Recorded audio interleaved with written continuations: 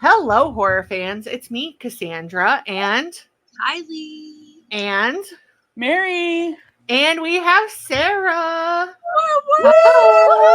Woo! If you don't know who Sarah is at this point, You fucking should. you fucking should. Like What are seriously, you doing?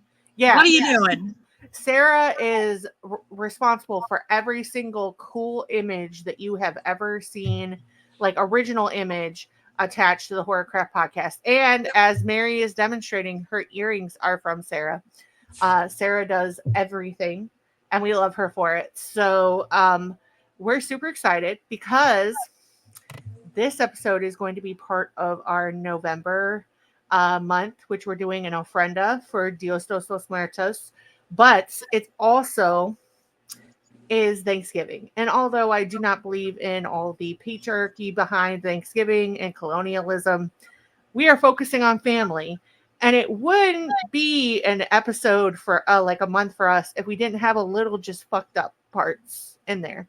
So this episode is about Reddit stories where family goes wrong. And that's in a different interpretation to each one of us. So we each have a story, some of them long, some of them short. We're just going to get a whole medley. So if you're listening to this episode and it's Thanksgiving, grab that plate and let's dish out some family drama. So I'm going to go ahead and cue the music. Let's do it.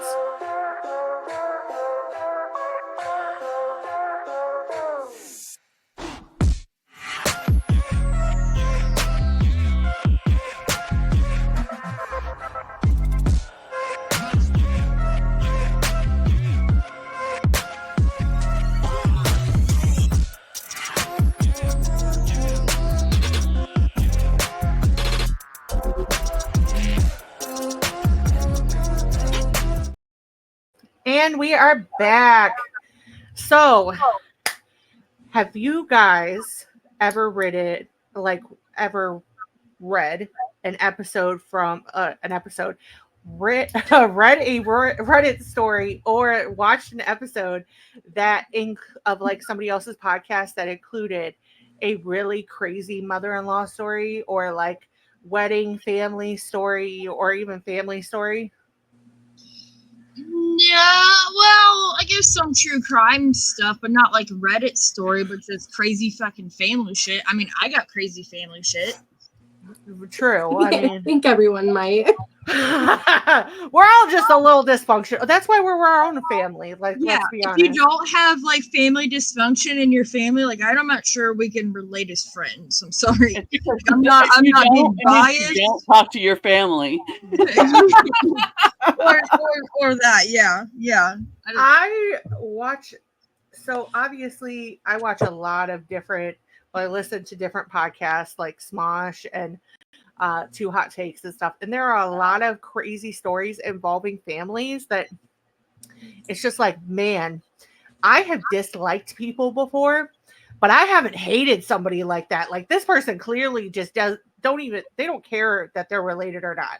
Like it's weird how people like you think these roles like husband, wife, different like familial roles, mother, daughter, mother, son, like, and it's crazy. Like I know like one of the stories that went viral recently was this woman who walked in on her 30-year-old fiance getting breastfed in a hotel room by his mother like hours before their wedding. Yeah. Oh, And I've been living in my mama's basement all over it. I could have just choked.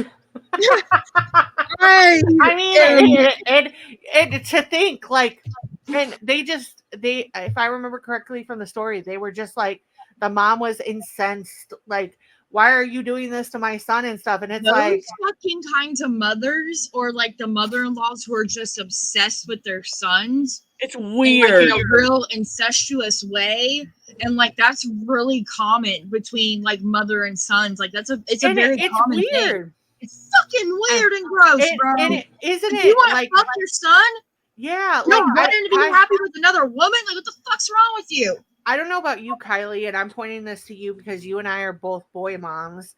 But like, I love my child, but like, I just can't see like acting that way. I could totally be like, hey, listen, that girl, man, whoever is not the right person for you. I couldn't actively be like, well, fuck the person you're with. I'm going to show up in a white wedding dress on your wedding day to say, fuck you. Like, why does anybody do that? I'm going to be the kind of mother, like if my sons bring home a certain type of female, oh no, get the fuck out of my house. But at the same time, like, I'm not going to be that weird mom, like, well, this girl's not good, this girl's not good, and I don't like that she does it, like, and I'm not going to also make my sons pick between me or their girlfriends or wives, because they should pick them over me, because that's just what you do in life. That's what happens when your kids grow up and get married. Like, you should choose your spouse. Period. Yeah. Even if there is some fucked up shit, like, I just don't like that. And I also don't like the whole idea too of like, oh, well, he's my son. Like when things like murder or like cheating or different things like that. Like, you could be my son, but I'm still going to call you out if you do something that's not appropriate. Like, like if you could bring a girl home that's, your girlfriend, so that's your girlfriend, and then a couple nights later you bring another girlfriend home, honey, I'm telling. Yeah, like I'm not raising a fuckboy. Like Sean's parents always told him and his brother to stay in a hotel. Yeah. Yeah. Yeah, it's not. But yeah, there are some crazy things out there. So let's buckle up and get into it. So I'm gonna go first because I was putting on my belt. I was buckling up. I'm loading shotgun, bro. This story might be a little traumatizing because this relates to something that we talked about a couple months ago, and we were all traumatized from it then on. She's too excited to traumatize us. This is from Best of Redditor Updates. It is my 24-year-old, 24-year-old female husband, 26 male, abruptly adopted a Burmese python. It terrifies me and I want to rehome it. This also includes a 9-year update. So I'm so afraid of where this might go. Why go. the fuck are we talking about snakes again, Cass? We done did the anaconda episode. We put the snakes to rest. My Facebook page finally doesn't show snake videos. What is wrong with you? Okay, so this is gonna get bad. So just hear me out, okay? So this is from May 7th of 2000. If I have a nightmare tonight again, and if it's got anything to do with the fucking snake, I'm billing you. I'm about to say biller. I'm billing you. Okay. So this person, the original post is from May 7th of 2015. They had talked how this might be more appropriate on the snakes Reddit thread, which I didn't know that there was a snakes Reddit thread. We don't need to know that. There's porn on Reddit. Thanks to Mary that we know that now. Hey, I wasn't looking for it. It's bullshit. Says the smut writer. Says the smut freaky writer. No. I was not looking for it. And I would say, oh, I was looking up something for research, but I wasn't. I mean, Reddit was like, oh, did you know we have this? Probably. Reddit does. We need to look up vampire peen on there. No. That'd be Cassandra. True. And Joanna. Yes. So 6 She said, I have the perfect Reddit. So, okay. So we got to get through this. This is a long one. Thanks. 6 months ago. And again, this is back in May 7th of 2015. Okay. 6 months ago, our corn snake died unexpectedly. My husband and I were both very upset. He was a cute little guy and still very young. A corn snake is a little like it's a snake. It's a little snake that's in like the corn husks and everything when you have like a big. Whoa! Wait a minute. So in Mason, there are snakes in there? No, Mary. I mean, possibly if they There's don't snakes check. in cornfields. Well, let me just take that off my bucket list really quick. No, thank you. Look, there we go. They're just Here little. we go. Yeah. They're really harmless. They're until you die from one and you're the first. No. Okay, No. let me get through this because we haven't even gotten to the big snake, okay? God. My husband has owned several small reptiles during his lifetime, and he told me he was thinking of trying a milk snake this time instead of a corn snake or a garter snake. Instead, 2 months after our corn snake died, he came home with a baby Burmese python. Apparently, it's always been his dream to own a Burmese python. Now I'm pissed that he got something that like that without my consent. On the upside where we live, they are legal. But I've had several reservations that have only grown since we've owned it. I have GAD and other things that trigger my anxiety like no other.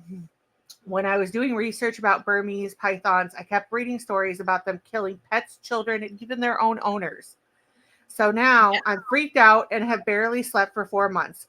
This is only made worse by the fact that my husband has no experience with large snakes, and the larger the python grows, the more it shows, and also by us having a cat.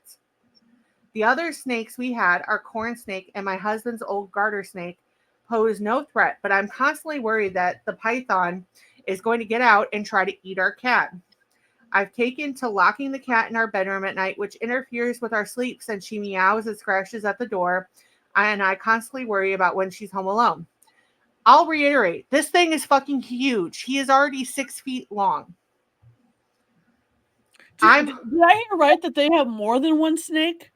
So they've previously owned snakes throughout their relationship. He had a garter snake when they first met, and then a corn snake, and now he was talking about getting a smaller snake, and he moved to a 6, and this is supposedly a baby. Keep that in mind. So I'm home more than my husband, so I have to feed it, and it subtrates often, which is like the, regurgitating it back up after eating it. Yeah. Oh! I hate doing both so much, especially now he's graduated to eating rabbits and pigs.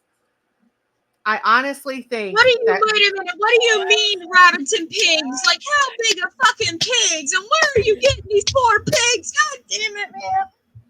Wait, because they don't chew. No, they don't. They don't. Okay. Like, it's not like you can bite a piece off and save it for fucking later.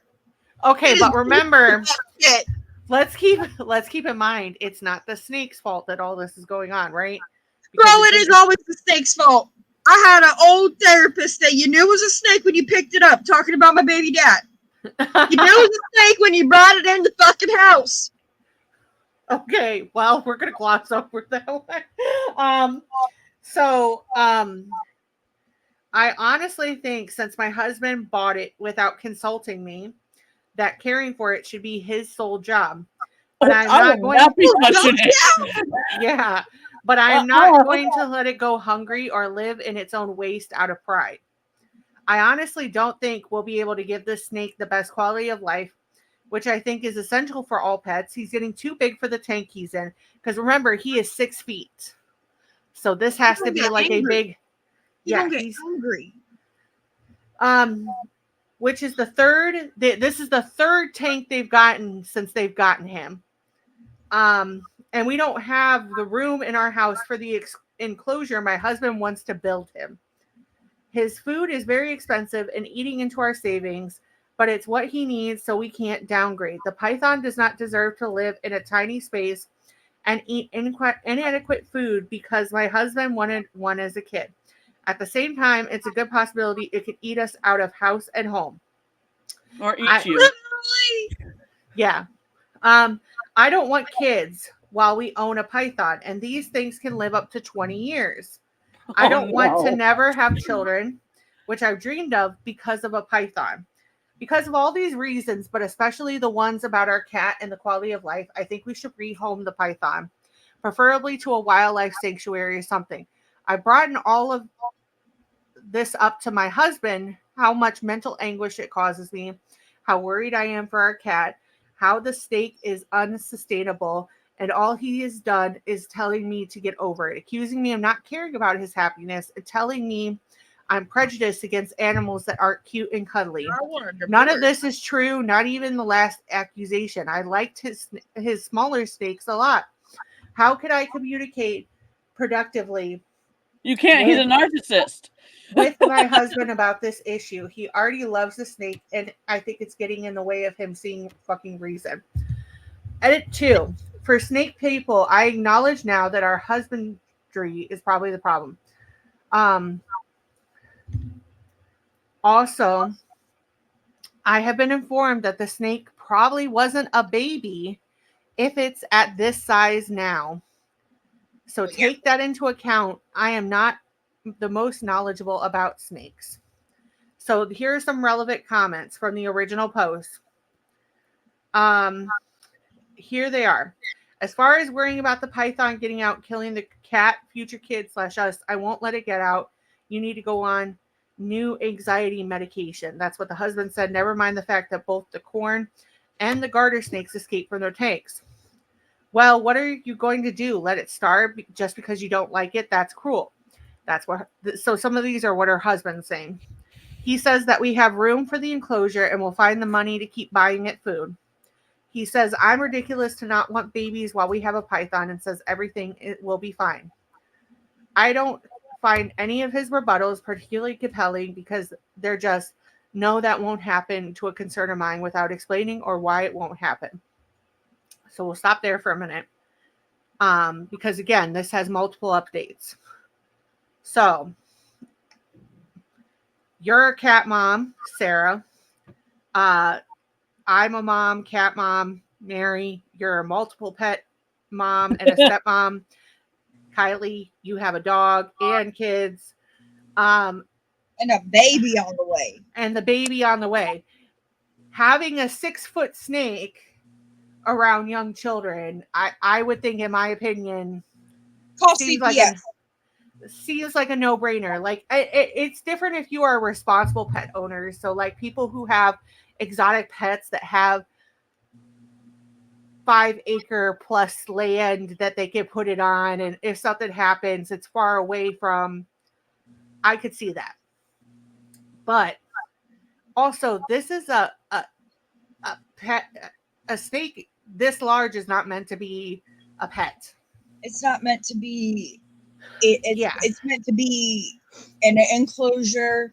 It's meant to be properly taken care of, properly fed. Like, this is a recipe for disaster. Let's get to the fucking disaster, because I know it's coming. So update number 1. Okay, so you say disaster. Before I read this update, what do you think is going to happen? It's going to eat the cat. Is it the cat? Please tell me it eats the husband because he's a narcissistic jerk. We're going to get into the update now, okay? The gaslighting is insane. I know. So first of all, I want to thank you for the outpouring of support I got, especially from, and this is 7 days after the original post, especially from the reptile enthusiasts who have to be browsing this sub. You guys are awesome. Now, I just want to say at the beginning, so what everyone wants to hear is heard. The snake is gone and my cat is all right. So everybody could breathe easy. Here's how it happened. Thursday night, while I was replying to people in my post, several people suggested talking to my husband's friend who owns Burmese pythons and is an experienced reptile keeper and could be a huge help. I was too blinded by the situation / my own anxiety to think of that. Understandable, like that's anxiety inducing. Yeah. I messaged him on Facebook Thursday night and I told him the situation. He was shocked at just how bad things were, but apparently he tried to warn my husband that owning small snakes and then jumping into owning a Burmese python is like owning house cats makes you qualified to own a tiger. But my husband didn't listen. He's been busy going to reptile shows. Dude breeds venomous snakes, cobras. He's kind of a badass. So he only saw the snake in person once we got it and was immediately disturbed when I told him about the overfeeding. My husband's desire to start it on live food and the fact that it free roams and is handed alone He told me he'd come over the next day, Friday, and give my husband a real talking to, as well as doing anything he could to help us rehome it. I decided I couldn't live another day in the house like that, and neither could my cat. So Friday morning, I moved out to my mother's while my husband was at work.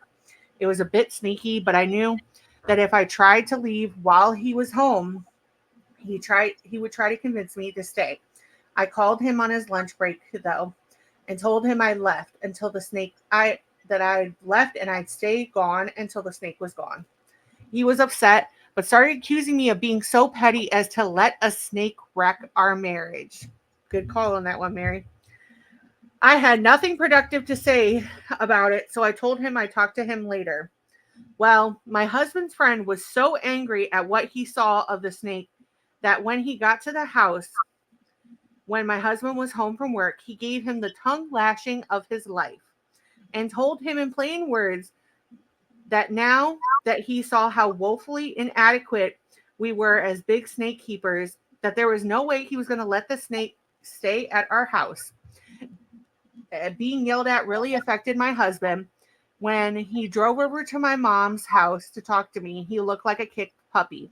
He broke down and told me that he loved me and that he was sorry for the hell that he put me through, and that it had taken having reason yelled at him by an expert for him to really see what was going on, and that he understood now that the snake could no longer live with us.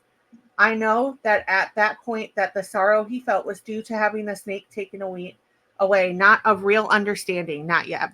So don't worry, he's not completely off the hook.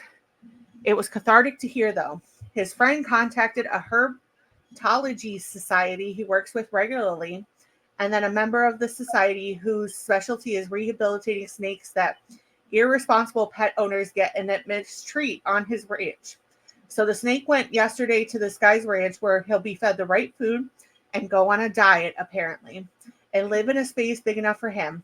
My husband and I have talked about this, and he acknowledged that this fervent desire to fulfill his childhood dream made him careless and selfish, and that he wasn't trying to be malicious towards me, but he just wanted the snake so badly he'd do and say anything to keep it.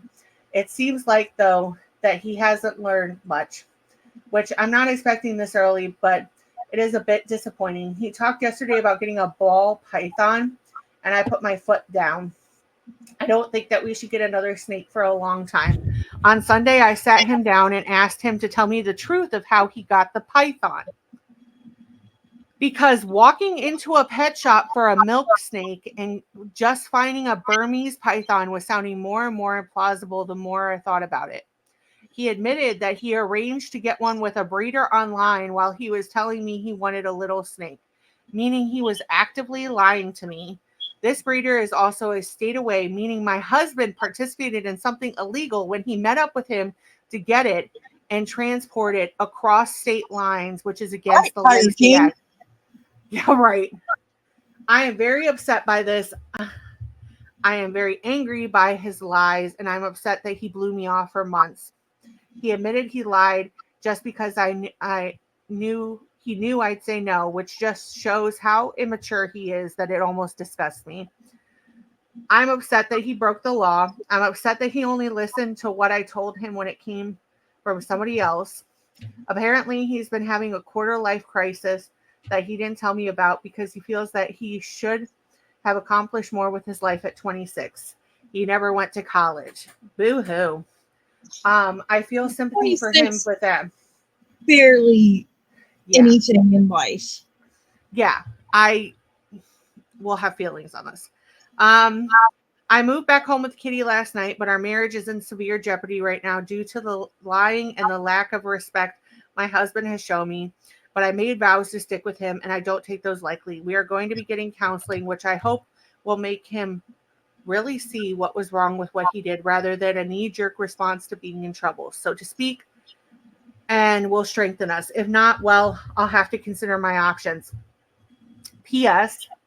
People were saying in the other post that we were actually feeding the snake guinea pigs and that I was lying to make the snake look bad. Well, I was fudging the truth, but not in that way. We were feeding it dead piglets. My husband's cousin works a ranch with several pigs, and my husband was buying them from him for a pretty penny. I didn't want to say that because I thought people would focus on the snake eating baby animals and start calling for its blood instead of offering me advice. Yeah. So we got 2 more updates. Oh, Lordy. But I feel like he's doing something sexual with the snakes. The updates do not involve the snake. Oh, please tell me he's gone. So we're going to find out. So this wasn't even about a snake. Okay, continue. Update 2. This is June 13th of 2015. Hi, I'm back. On my birthday. The snake is gone, but I guess I'm coming back out of desperation. People message me wanting to know how I was doing anyway. On the surface, therapy has been going well. My husband has been doing everything right. He's been contrite, open-minded, and treats me like a princess at all times. I can tell at home that he's making a conscious effort to listen to my opinions and thoughts and incorporate our therapist's suggestions into our lives. I feel like the hugest bitch saying this, but I don't think it's enough. Over the past few weeks, I've come to the terms with the fact that something about how I view my husband has fundamentally changed. And finally, after extensive soul searching a few days ago, I realized what it was. I no longer have respect for his intelligence anymore after all of this. You go, girl. That is very, very important to me. And now it's just gone. And I don't know how I can come back without him getting a personality overhaul. It's killed my physical attraction to him. I normally have a high libido.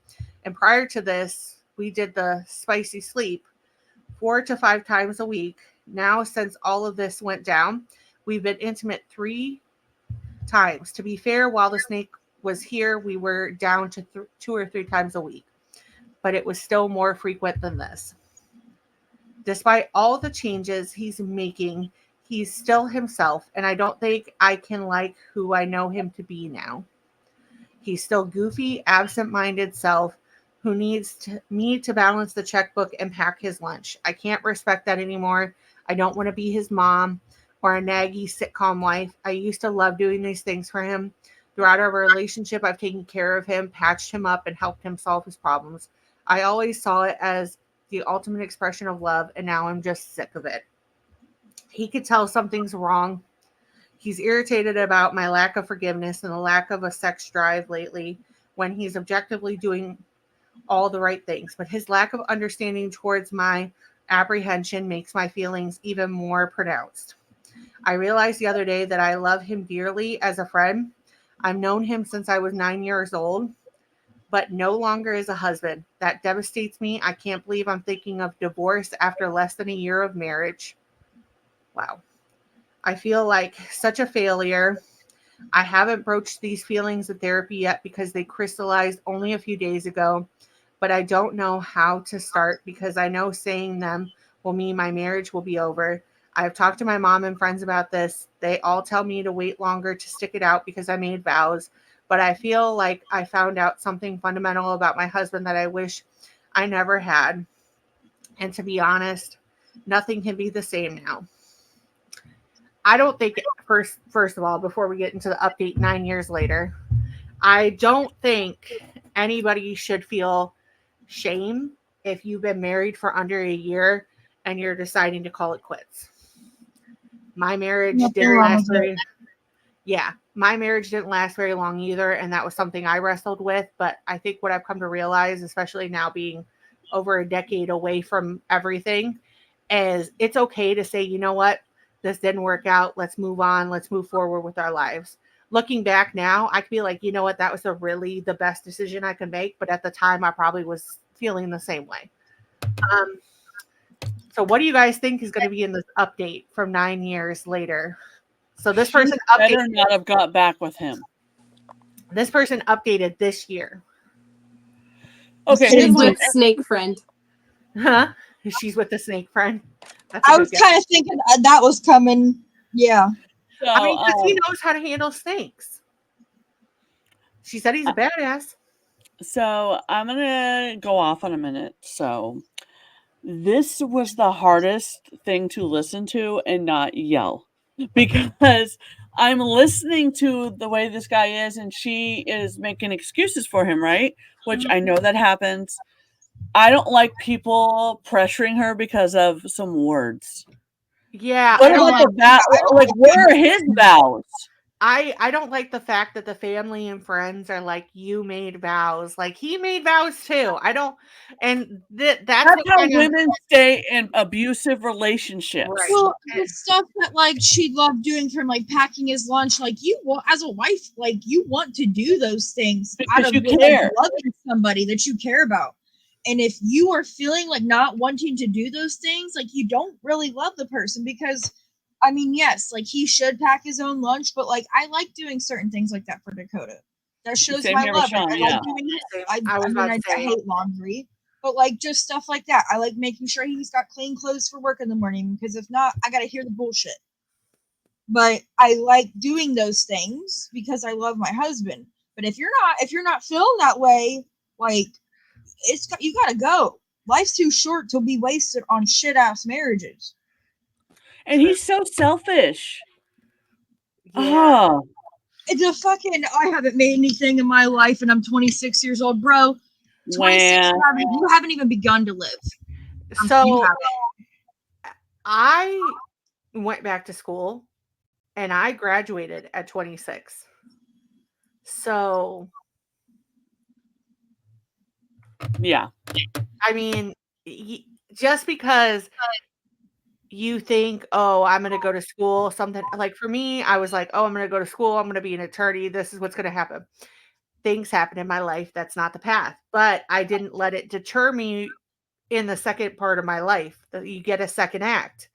And I think that that's what we have to keep in reference. So this was updated on October 14th of this year. So just just like a week ago.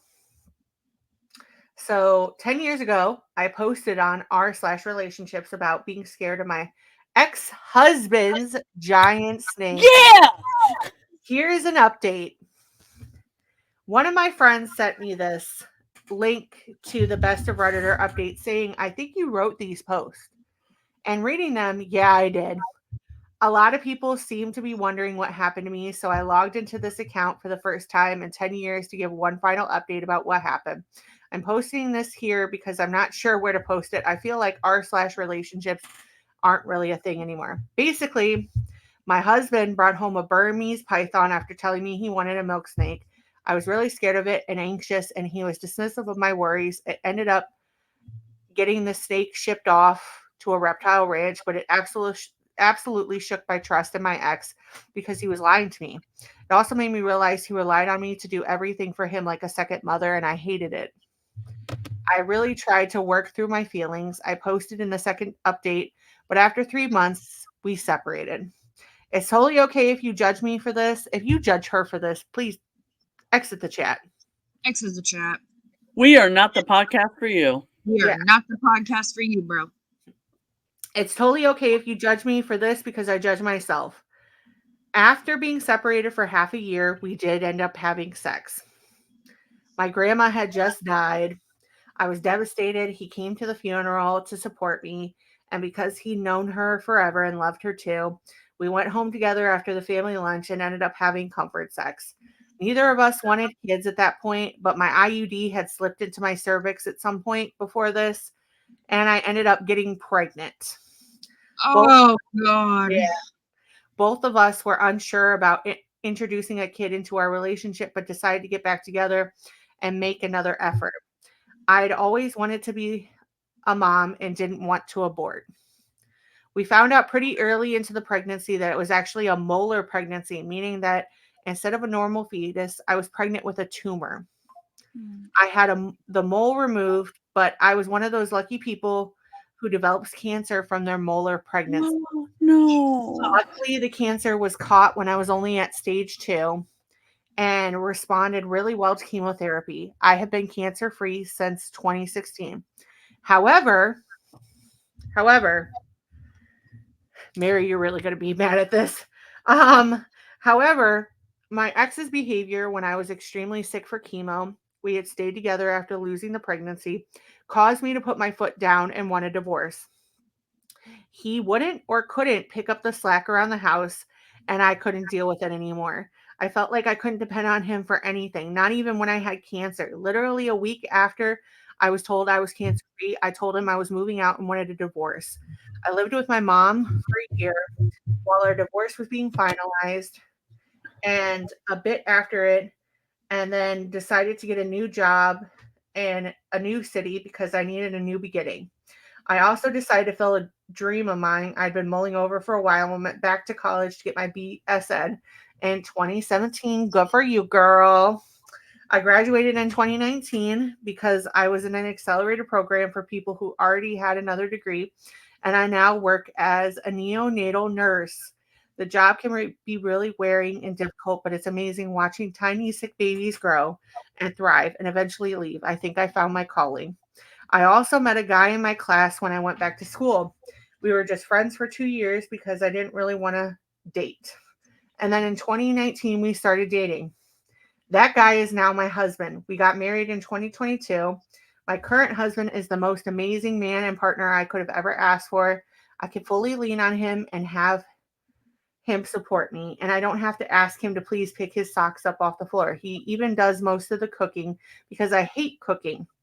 Due to my cancer treatment, I went into premature ovarian failure, so we're going to start IVF in the new year with eggs I had frozen before my chemo began.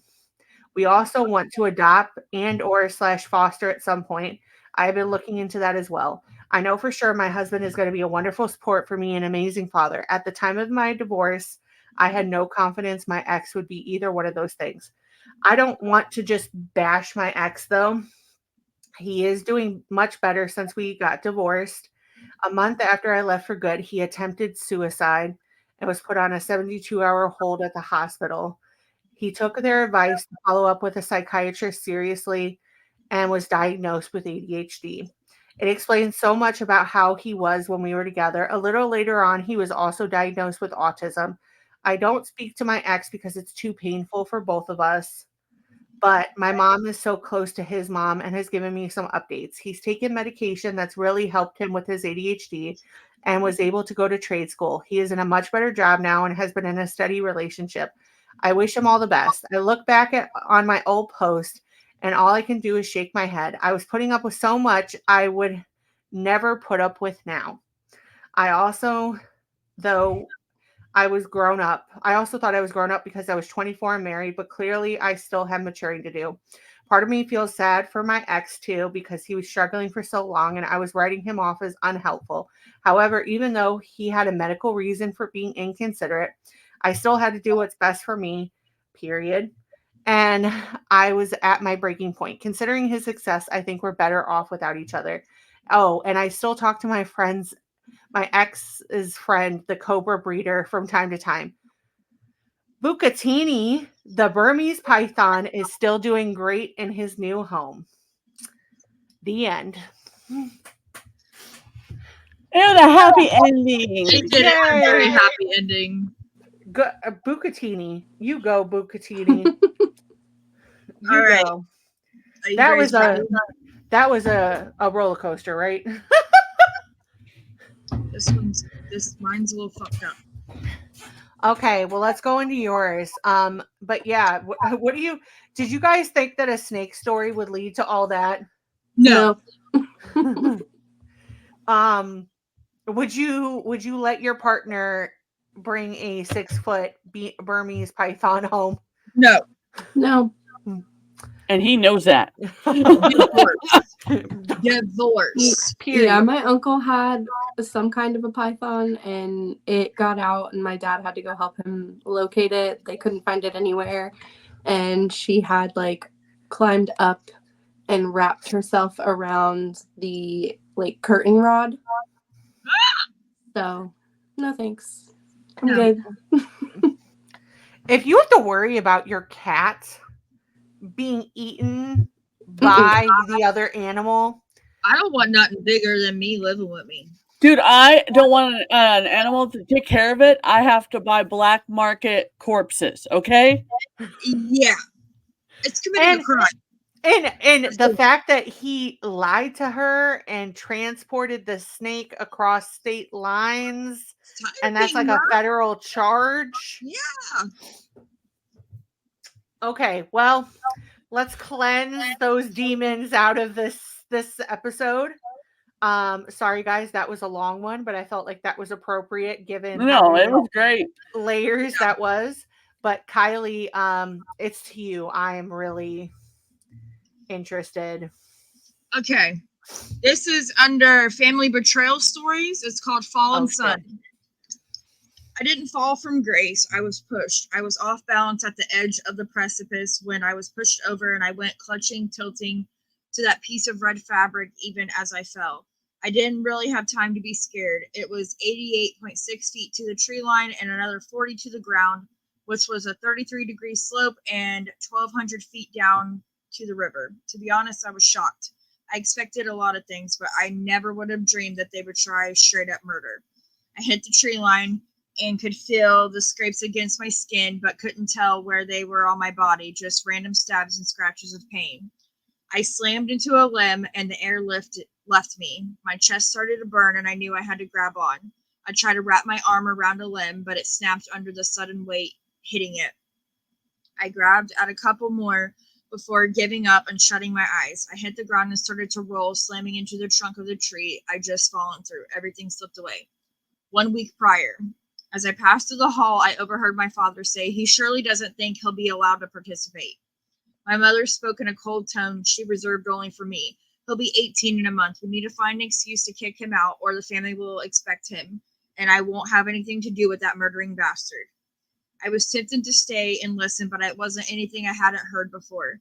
So I continued on to my room and found myself on my bed listening to music. I had a plan, of course. I'd known about the family tradition for far longer than I should have known. I'd be excluded for even longer. Getting kicked out wasn't something I expected, but it made sense. My immediate family hated me since I was 2 years old.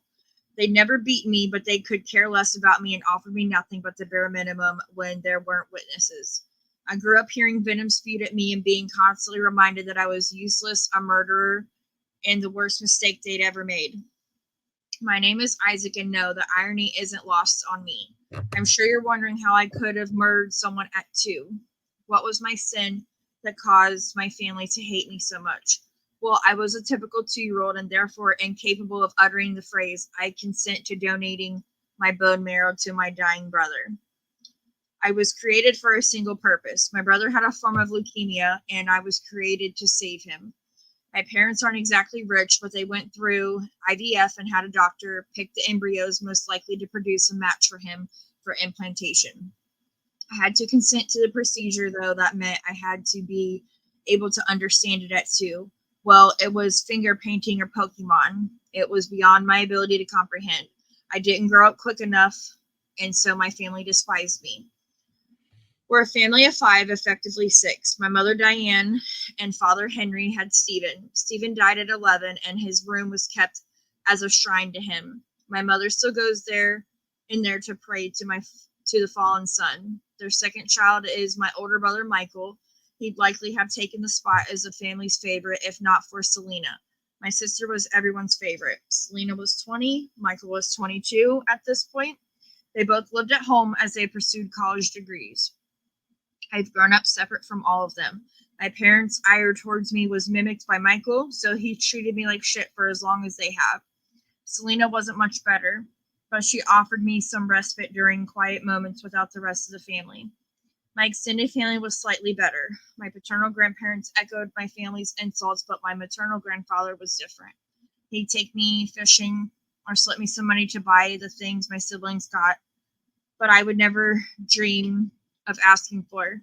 The best was my Aunt Julia was one that kept me normal. She kept me from buying into the constant labeling of me as a murderer, a failure, and a useless lump that would never be worthy of anything. Whenever my family went for vacation, I was shipped to Aunt Julia's, and a part of which they'd never come back. She treated me with kindness and love. She was my plan.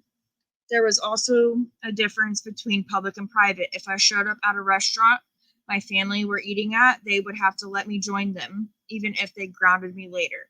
I never had a birthday party or cake, but until I was 10, if it fell on a school day, I'd get a cupcake, except when I was 9 and there were 49 people in the class. So I ended up the odd man out with a public promise of making it up to me that even then I would never come. I knew would never come. It didn't end there. My brother played football, basketball, and baseball. My sister had volleyball and 3 different art programs. I tried to sign up for the fencing team, but was screamed at for 20 minutes for trying to waste their money despite the equipment being provided by the school. Being excluded from the family tradition I expected. I'd become aware 2 years ago when Selena became involved and Julia had explained it to me to prevent me from calling the police. I knew my family hated me enough for that, but I hadn't expected being kicked out, but I had a plan of sorts. When I was 14, I began doing odd jobs for the neighbors, yard work, cleaning, laying brick. Whenever someone needed, I provided, and most of that cash got saved. And the past nearly 4 years, I'd managed to save nearly $8,000. It wasn't going to get me through college or anything, but I could afford a couple months of rent to buy me time to find a real job, and I could afford a bus ticket to Aunt Julia's. The next morning, I headed downstairs for breakfast. My family was crowded around the table for Sunday morning pancakes. I wasn't expecting or offered a plate, but went to the cabinet for a bowl and happily served myself up a bowl of Cheerios. Of the 2 empty seats at the table, the one next to my mother was saved for Chase, my long-dead brother. No one was ever allowed to sit there. To be honest, I was surprised she didn't make him a plate in case he spontaneously resurrected. I sat at the further one and enjoyed my cereal. Selena broached the subject, so 18 soon. Yeah, don't worry, I'm not expecting anything. I watched her glance at my parents. My brother glared at me. I could tell he was aching to unload on me. My mother spoke next. Thursday night, be ready at 8. I glanced around the room to see who she was talking to 3 times before I asked, are you talking to me? She shook her head. We're going for a walk at Maiden's Point. You and I need to talk about your upcoming birthday. I already said I wasn't expecting anything. My father blasted a glare at me. You'll listen to my mother as he picked at his eggs. I noticed something else in his demeanor. It felt like guilt, but there was no way they felt guilty about kicking me out. Fine, Thursday, 8 p.m. I finished my cereal as they chatted and then got up to wash my bowl and return it to the cabinet. As I stood up, my brother whispered, murderer, just loud enough for the family to hear, and my mother giggled. I headed to Adrian's house. Adrian was my ride or die. She stood by me during everything. I crashed at her place when my family's drama became too much for any sane person to handle. She was also the keeper of my savings after my father had stolen the first $500 I'd saved. I learned not to keep money in the house. Adrian's parents were amazing. After Julie, they were the adults I trusted most. I knocked on the door more as a formality than anything else and opened it right after I saw Amelia, Adrian's mother, in the kitchen and went to speak with her. Hey. She turned her head from the oven she was cleaning. Isaac, what's up? Need to withdraw some money. She turned her head back to the oven and kept scrubbing as she spoke. What for? I'm out at 18. I need a bus ticket to Aunt Julie's and the balance of my savings.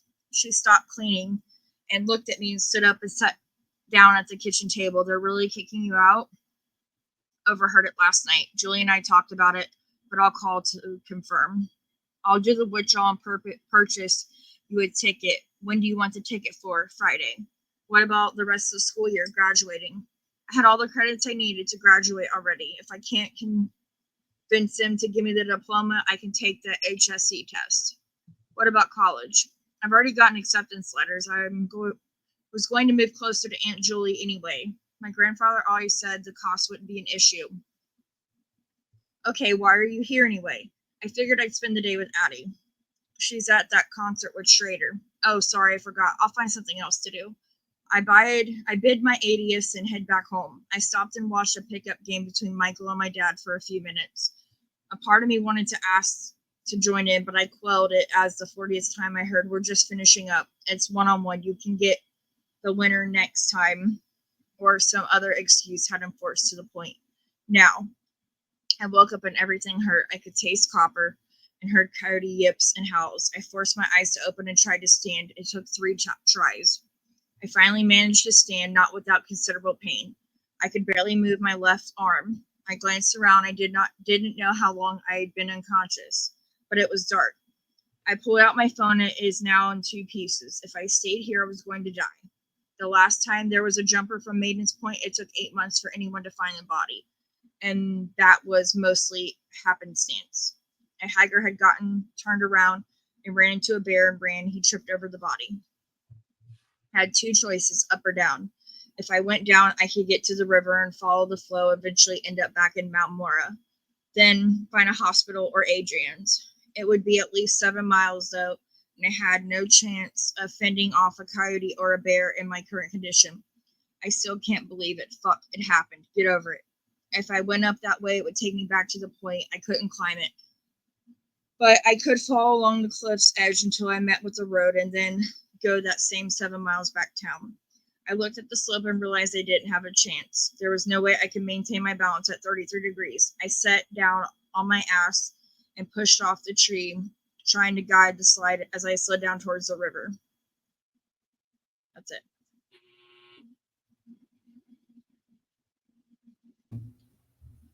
What the fuck? Fucked up. Is that like that? Did he write that at the river? I think somebody wrote it as like a short story. I do too. Yeah, I just skimmed over it, but yeah. I hope. Yeah. That reminded me of that book and that movie where the girl. My Sister's Keeper. My Sister's Yeah. Keeper, yeah. That's terrible. That does happen though. It does happen a lot. Yeah. Yeah. Like people, I don't know. Listen, your children should never be the burden of, like, you know what I mean? You know what I'm trying to say, basically. Yeah. Like, they shouldn't be the placeholder of things that have happened. Like, your child should never feel that way. As somebody who, frankly, I feel like kind of got the brunt of things from my own father, that is something that you don't want to have to deal with for your whole life, feeling like you're the mistake or feeling I would like have dipped out already. Yeah. That was fucked up. Told you. So if that person is listening, please let us know. We love you. Please let us know if this is a real story or not. Yeah. We're gonna be thinking about it later. But Mary, Sarah, who wants to go? I'll go. I have a funny one. Okay. It made me crack up. Okay. Ready? Oh, Jesus. Okay. It's under. Let's see what it's under. I don't know. It says ask Reddit, but I don't know. I'm new to Reddit, y'all, so bear with me. But this one was, I looked under like true family horror stories. That's what I looked under. Okay. 2 of my cousins, adult women in their 30s and 40s, got into a brawl, and it all started because some soda spilled on the floor. My two cousins, let's call them Maria and June, each have kids. Maria has a son, John, who at the time was 2, maybe 3 years old. June had 3 kids that ranged from 7 to 13. One night, our family got together and had dinner at my aunt's house. June's middle son, Ray, was pouring soda for Maria's son in a cup. John moved the cup, soda spilled on the floor, and started laughing. Ray got upset and screamed at him. Maria didn't take kindly to that, told him to shut the fuck up and to pour him the soda. Ray started complaining and whining, which angered Maria, and she slapped him upside his head. June got upset and started arguing with Maria. 2 minutes later, June goes into the kitchen and Maria sits on the couch. It seems the drama had passed when all of a sudden, this plastic container with beans goes flying across the room and strikes Maria. It was on. Shit got real and they started hitting each other. It moved from the dining room to the kitchen, back to the dining room. June's eldest daughter was hitting Maria from the back, which prompted another female cousin of mine, who was a year older, to grab her and beat the living shit out of her. After the mayhem, there was food everywhere. No one ate with the exception of one of my cousins, who sat in a corner during the fight and enjoyed his meal. Bro, Is that it? Oh my god! Sit in the back. I was dying when I read Yeah, it. that would be the four of us, like just like I'm just gonna sit Dude, in the just corner imagining and everyone just chilling and then just beans. Just beans. just beans being thrown everywhere. oh my gosh, That sounds like it escalated very quickly. that Very sounds fucking quickly. Like, was there alcohol involved? I feel like there had to be. There had to be. there had to be. I mean, like there had to. Some people I are mean, just it wouldn't- trifling. It wouldn't Oh, have it been. reminds me of the time my mom flipped out on my sister for putting too much salt in the potato salad. It turned into a whole fucking domestic violence situation. I think the cops were called. I We mean, don't, Like, and we don't condone. I just want to say this off. we do Like not. we do not condone violence. Please do not Throw roid beans. rage out on your Don't put relatives. your hands on your family members. Yeah, Especially yeah. if there's kids around. At least last long than trauma. I mean, do us a solid before you decide to throw hands. Just call him a bitch and walk away. Just Like, leave. Take some just food and leave. take a plate home. I mean, it's fine. But you know yeah, what it you could just reminded not. Yeah. Yeah. You know what it reminded me of is Yellowstone, when Beth doesn't like what's Yes. her face, and they go Yes. outside and Rip comes out and he's like, "Are you guys done? Are you done?" And Yeah. she's like, "No," and they just keep, and then afterwards she's like, "Okay, we could go in and drink now. We're fine." I'm like, they duked it out, so it's okay. Don't hit your relatives at a family meal, okay? It might be tempting during Thanksgiving, especially, or Yeah. the It is holidays. coming. They're It is coming, but I also like the person in the corner. Oh, yeah. yeah. Seasoned greetings does not Watch equal. out. Beans are flying. Yeah, seasons greetings do I not don't get equal. any. Yeah, seasoned greetings do not equal seasons beatings. Okay, Mm-hmm. that's the I'll get tagline. that. I'll get that on a sticker immediately. Yes, yeah. That Sarah, would get on be. it. We need it on a sticker. Here Yeah. we go. So now that Sarah is wrapping us up. Yes. Okay, so mine I actually found on our Philippines, Oh, and it's under a thread called Any Real Horror Story Experience. This story was posted 5 days ago. This person had, I think, up to 7 that they posted, all about the same house. Apparently it's very haunted, but the one I picked, it says, one of my male cousins, let's call him A, went to college in the city. One day, I was surprised to see him roaming the streets of our Burji, which is like a city town in the Philippines, leading his cow towards the field. It's a school day, and he was rarely home since he got into college, so I was surprised to see him. I greeted him, asking why he wasn't in school. He just smiled and continued his way, which is a bit unusual. That noon, one of the neighbors went to our house to talk with Mom. The neighbor said she saw A and expressed the same shock I did to see him here because we all thought he was at school for his studies. My mom was confused. She said A is at the city. In fact, his mom, who's very close to my mom, said A had wanted to come home for the past few days because he was homesick, but couldn't because he'd caught a fever. His mom was actually preparing to go to the city to take care of him.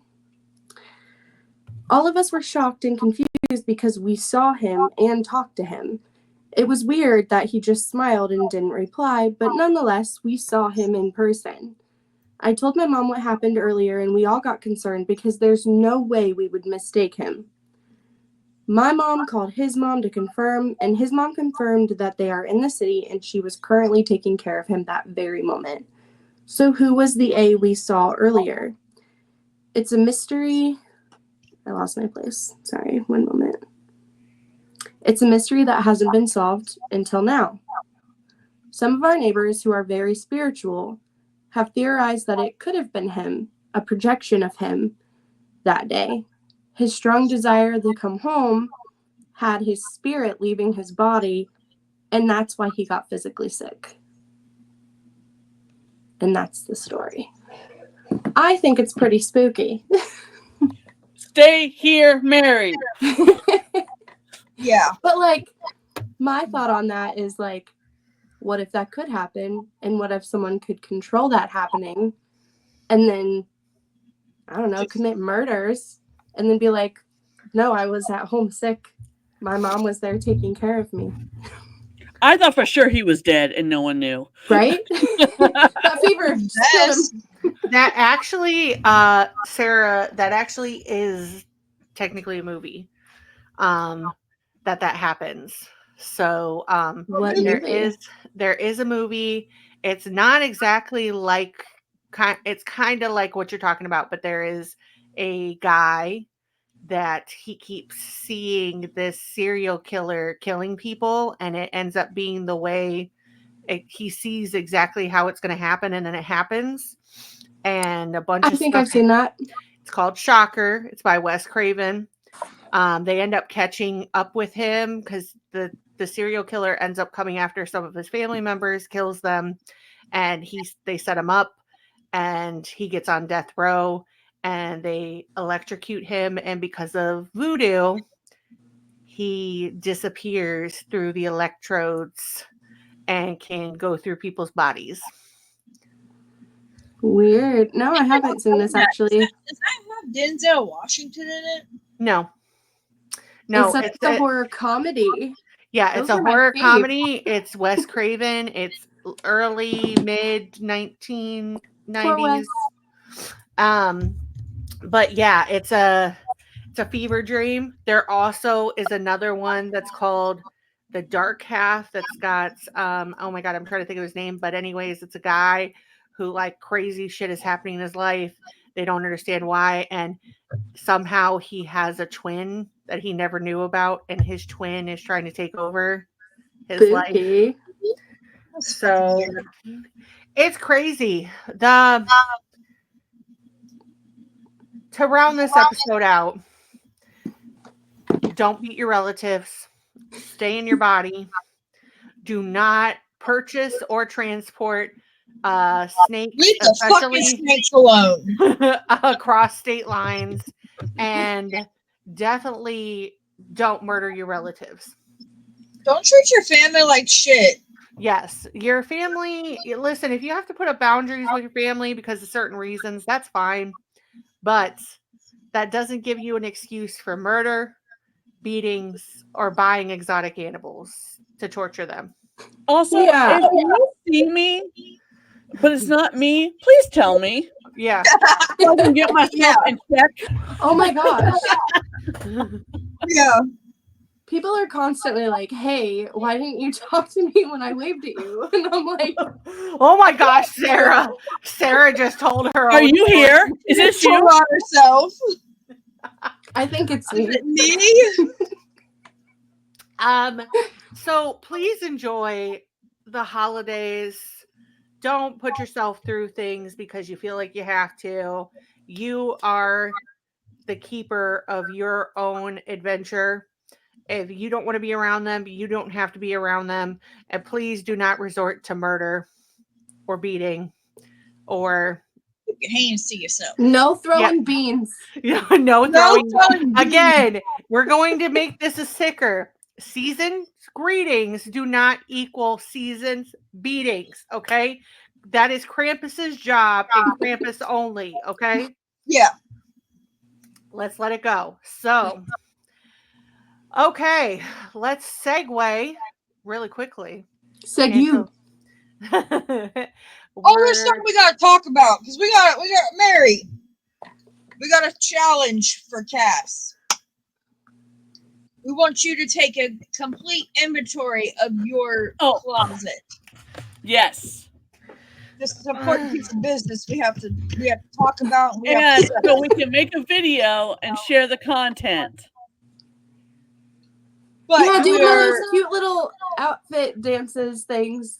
I don't know. There's like a trending TikTok where they're like dancing and then we're sharing this because we want everybody else to see how bougie I am. Accountability. Yeah. Accountability. Okay, let me explain something to everybody. The fans want to see it too. Because Cass sent a picture in our group chat, which classified information.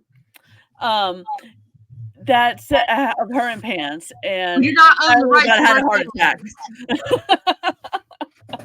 I do wear pants. She was wearing pants, and that blazer looked like an athletic jacket, and I was highly concerned. I asked if she was okay. Like, are you going to be able to film tonight? I know you're tired. I know we've all had busy weekends. Like, are you okay? She wore pants to my house when she showed up here when we were going to GhoulieCon. I'm like, well, are you okay? Earth to Cass. No Pants Club. She's a part of the bougie No Pants Club. I do like wearing, listen, as a plus size person, pants, let's just be honest. We've all had horror stories as women with pants, but especially us chunkier women. The leggings for life. Leggings are the way to go, but pants, they rip. You know how many pairs of jeans, just karate chopped themselves because of my thighs? They just ripped open because just right. They just it's where they rub. Yeah, it's always right there. And it's always painful. So dresses are just a friendlier alternative, and I've just always been that way. It's a valid thing, but that's not the only reason why you wear dresses. You're bougie as fuck. Look at her cup, dog. Look at her cup. What does your cup say? Look at my appearance. Her idol is Elvira. I mean, duh. I mean, listen. It might take me a minute. The sass that just came out of that one. I mean, duh. Now, Mary, what all do we want her to inventory? Her dresses, her pants, her jewelry, her bags, and her cups. So I know that she's given me a tour, and there is a lot. Okay, but it's also an accumulation over a period of time. Plus, I have also inherited things from my grandmother, who is the OG. Okay, she's justifying the fuck out of it. Look at her robe. Look at her robe. I want one now. Yes, as you should.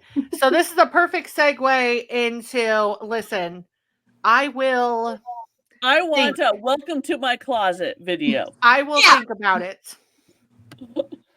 I will think about it. There are some things. Dude, it's for the fans. Do it for the do it for the gram. Do it for the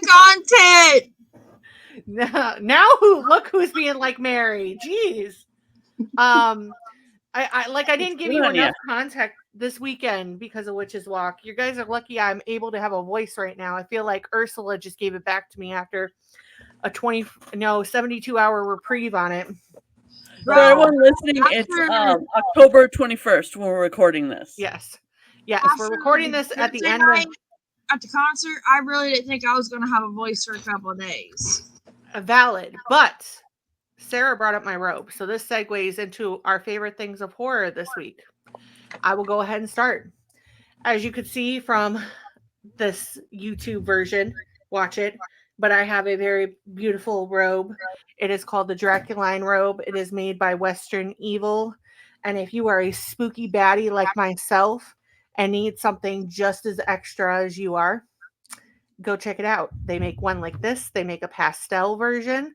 They also make a spiderweb version, and they have some really cute clothes, so check it out. But segueing into my favorite thing about horror this past week, not only did Mary and I get to watch a movie together on Friday, we had fun, but I got to see Alien Romulus. I did. I came home. I came home where I belonged. and it was glorious. And anybody who has anything to say about Alien, the new Alien movie, I just don't know what to tell you. I mean, you're entitled to your opinion. That's fine. But we don't want to hear. But I just want to know what more you wanted, because it gave everything. Everything. It is the perfect combination of Alien and Aliens. And if you liked the Alien games, especially Alien Isolation, and I mean, there's some pretty sick ass practical effects in this. So there are more xenomorphs in this movie than probably at least the first 3 movies combined. There's a shit ton of facehuggers too. So, I mean, it's atmospheric, the sound, the design, but I mean, what would you expect from Fab Alvarez? So, if you have not watched Alien Romulus, please go do yourself a favor and watch it. If you don't like aliens, I understand, because there's some scenes in this. If you're a pregnant woman, please proceed in this movie in caution. I was just thinking I might watch it tomorrow. Kylie will report back on that one. So please go watch it. Who wants to go next? I'll go. Mary. So about a week ago, me and my husband went on a movie date and saw Terrifier 3. And okay, my husband originally wasn't sure because he was like, I don't know. Okay, let me back this up a little bit. My husband is a badass dude, but he don't like nobody messing with Santa Claus. Okay, that's why he will not watch Nightmare Before Christmas, because they mess with Santa Claus. That's so cute, though. And he didn't want to see it, but that then he really Give him a little cheek pinch. Yeah, give him a little cheek pinch. Where's the green flag guy when you need him? Yeah. Yeah, report to the front, sir. We Mr. summoned you. Pointer. Yes, Yeah. Mr. Pointer. We summoned you. And so I was like, well, I'm going to see it because I want to see it in the theater. I will go by myself. And so I got myself a ticket. I was like a month ago. I'm so excited, right? And then he hears Damien, the director, on a podcast he likes, and hears him talking about the movie. And it makes him realize, oh, he's not going after Santa Claus. So he's like, now he wants to see it. So then I get him a ticket. So then we go. Loved it. It was amazing. We went the day after it released, and we had such a blast. Loved it. Okay, everybody's like, oh my God, the opening scene is so bad. Maybe I'm just too much of a blood and gore horror fan. But I was like, oh, okay. Like, it was okay, but I love the special effects. I love the slashers from the 80s when they actually had to use things and not CGI. So they just did a great job on this movie. Art is freaking hilarious. And Sienna is the most badass final girl ever. And it opened it up for number 4. So I'm really excited about that. Well, we loved it so much last weekend. This past weekend, we took Sean's parents, to go see it because they love horror. Like, I went to Midsummer Scream in 2022 and met Bill Moseley, and we got them a signed picture. It's framed in their living room. So that tells you where my husband came from. And so we took them, and they freaking loved it. So it was great seeing it a second time. I can't wait till it's like available. I want to buy it and watch all 3 in a row. So if you love the Terrifier movies, you will not be disappointed. If it's too much for you, wait till it's out. I did not. The 2 times I watched it, no one got sick. No one left. The only thing that happened the first time was the lady a couple seats from me kept asking her husband if they could leave, and he was not leaving, and he was laughing hysterically. And that's one thing Damien, the director, said, as you walk by that, you wouldn't know it's a horror movie because you hear people laughing, because it is ridiculous. And then art is so funny. So I just have to applaud David Allen Thornton because his acting in this was superb. Like, I was floored. When I watched it the second time, because I already knew the story, I was just like, his acting. It's amazing. So I highly suggest this movie. I loved it. Did not disappoint. And I'm going to add a part 2 really quick. Mm-hmm. Ice Nine Kills. There's Oh, you God. took mine. You took mine. Okay, wait. Let's take it back. Go, Kylie. Go, Kylie. Bro, Ice Nine Kills' new song, The Work of Art. I'll say it again. They had no business going that hard on the song, but they did. They went there. The music Did you watch the video? Yeah, the music Oh video. my gosh.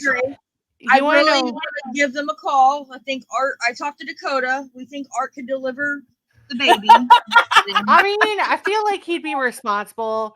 He's qualified.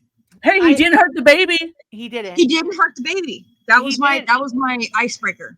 He didn't I- hurt. Go ahead, Sarah. I have just a couple things to tangent off of those. I saw earlier today Damien Leone and David Howard Thornton are going to be at Evansville HorrorCon in March. Yeah. So I'm probably gonna go to that. But also just like a funny story real quick about Ice Nine Kills. I was at a convention and I just happened to walk into a room where Spencer Charnas was talking to the guy that voices the Crypt Keeper. John Cassandra. John Cassandra, yes. Yes. And he was having him set up his voicemail on his phone. That's fucking great. Spencer was like having John be the Crypt Keeper as his voicemail. You want to hear something even cooler that I just want to so shout out to Jamie McGuire. Yeah. But I about died. Jamie and John Cassandra both have the same agent. And that to me is further proof there of greatness. Jamie's the goat. Greatness. Ice Nine Kills. I need you to report to the front for a minute. We need you to do more horror songs. I'm sorry. I know you're too slow putting them out. Yeah. Listen, I understand concept albums and stuff like that, but the first one I need you to tackle because I feel like you guys would just fucking kill it. I need you guys to go back and do some of the Lost Boy songs, okay? I need you to do My Little Sister. Yeah. I need you to do Lost in the Shadows. I need you to spin something else and talk about how fucking psychopathic Michael is. You know, Can they also do like a Hell House album, please? Yeah. There's a lot there. Like some I will say vocals of like the creepy song of something. The clown needs a theme. Yeah. Yeah. I will say I did see a video that really made me tear up, and it was David Howard Thornton in his Art the Clown getup on the scene with the stage where all the bodies are down below, and he was thanking everyone for doing and telling them how much of a lifelong dream this was, and all of them were just loving it. So we just need more people like that. I'm so proud and happy of the way that this has taken over the country. Dude, it's an indie film. Like, it truly is amazing. Horror. And what I need to tell you, film is number one in America right now. Right. What this should tell you is people are still hungry for this kind of connection. And Damien didn't do the makeup this time in the movie. I saw that where he had a production team. It's the first time he was able to do that. Movie 1 and 2, and then Holly's Eve and stuff. He had to do it all himself. Yes, that's crazy. Impressive. That's a lot. Well, and they play every time that they went to cosplays for a long, conventions, and David would have to put on the makeup. He would do David's makeup. That was there's a video about it that we covered when David came on the first time. We'll listen to that episode after this. But I would definitely just say this should show you too that we need more authentic people in horror. These are the kind of people that need to be thrust forward. Spencer, you can tell from Ice Nine Kills, is that kid in the video store that was jazzed to find a horror movie. He is one of us. David is the same way. Damien is the same way. These are the people that need to be lifted up, especially in such a divisive time right now. This is when we need to bring people back up. And I would love to see Jamie, our friend, in more things. And I would love to see David in a lot more things too. At this point, I know he's been vocal about he would love to take on the Joker. And I know that he's been in a project before where he kind of was able to do a short of sorts where he did it. Amazing. I would definitely say at this point, you definitely need we need to get back to a darker Batman too. This recent one with Robert Pattinson was really good because it did get back to that, and I will give Robert Pattinson his flowers because that was really good. It was very series. I haven't seen it. I need to watch it. Watching that. It is pretty good. Yeah, it's but I would definitely love to see David Howard Thornton tackle that character. So we need a redemption for this new Joker. Yeah.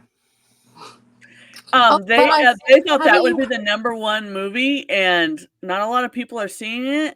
And I heard some people walked out.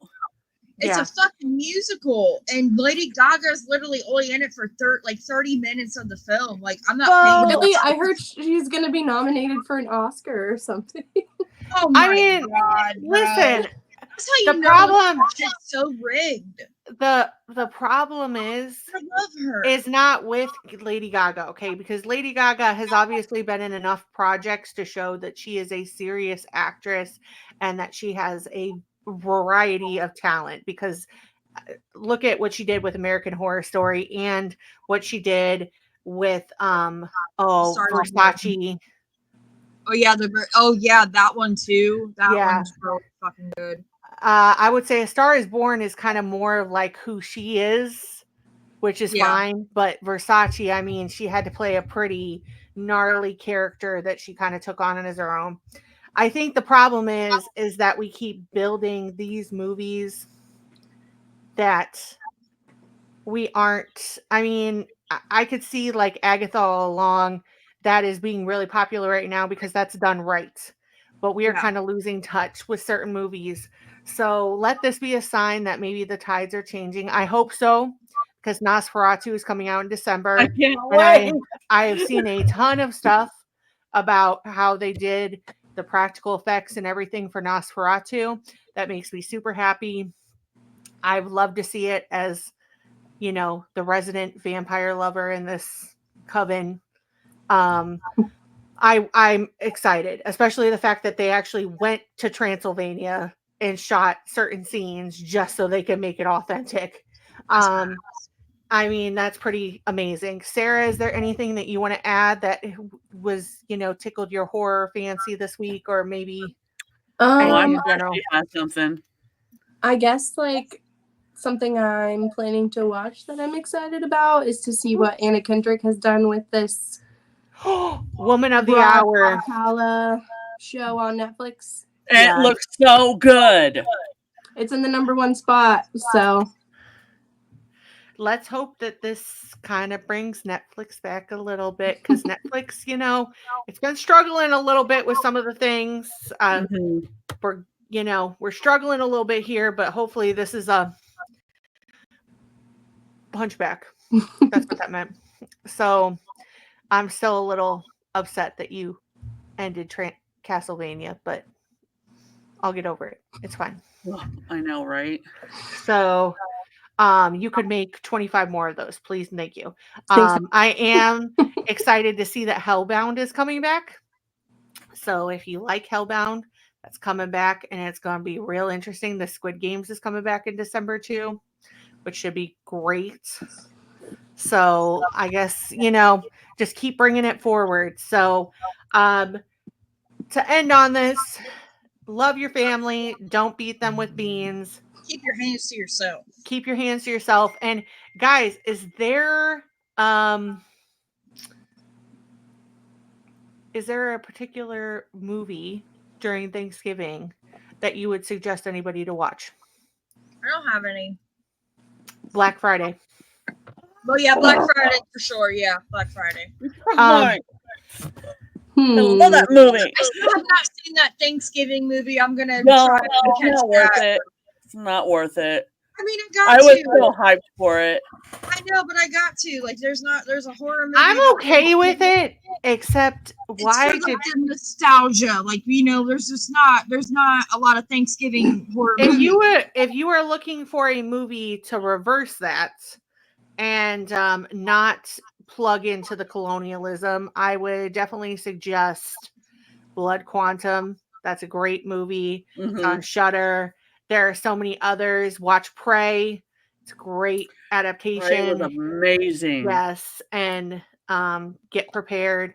But there are so many different movies out there that you can go that are indigenous horror. I would highly recommend. I would love that to be highlighted a lot more. Me, same thing. So I'm going to plug some down below. We are also going to plug some, Latin American horror. There's some really great bangers that I think are just fantastic. Great horror, especially one of my first fortes, which is Wreck, which still, I mean, to be honest, kicks quarantine's ass any day. It is an old movie. It is hard because the dubbing that they had to do and stuff, because it is an older movie. I did just recently watch that for my 31 Days of Found Footage Horror Challenge. Yeah. It's okay. I don't like the language that, I struggle with that, but like it is, I think it's been a long time since I've seen Quarantine, but I would definitely say it's better. Yeah, I mean, we have to think about the fact that some of the older movies, the dubbing wasn't as good. Yeah. And so it's harder to translate that back, especially now in the age of streaming. But there are a lot of really great foreign horror movies that I would just say, are bangers, and you could definitely watch more. I'm going to be honest, the spicy take is the La Llorona that came out as part of the Conjuring universe fucking sucks. Oh yeah, like kicks rocks. There are some better versions out there. You want a good Latin movie, The Old Ways? Yes. If you want another good one, it's Guillermo del Toro produced The Orphanage. Dude, I'll just do anything that he produces. Yeah, The Orphanage, I would say definitely, though, if you're looking for a good spooky language foreign film, especially the last act of that. Oh, that is so fucking haunting. There are scenes in there that live rent free in my mind. So we will put some of those down below. Please let us know if you watch any, and celebrate your loved ones. Don't beat them with beans, and seasons greetings, not seasons beatings. And that is the message brought to you by the Horrorcraft podcast. Yeah. So until next time, let us know if you've crossed some crazy stories involving family members on Reddit, and put them in the description. Maybe they'll end up in a future video. Who knows? But until next time, stay safe, roaming the corners of Reddit, and we'll see you in the next episode. Stay spooky. Bye. Bye.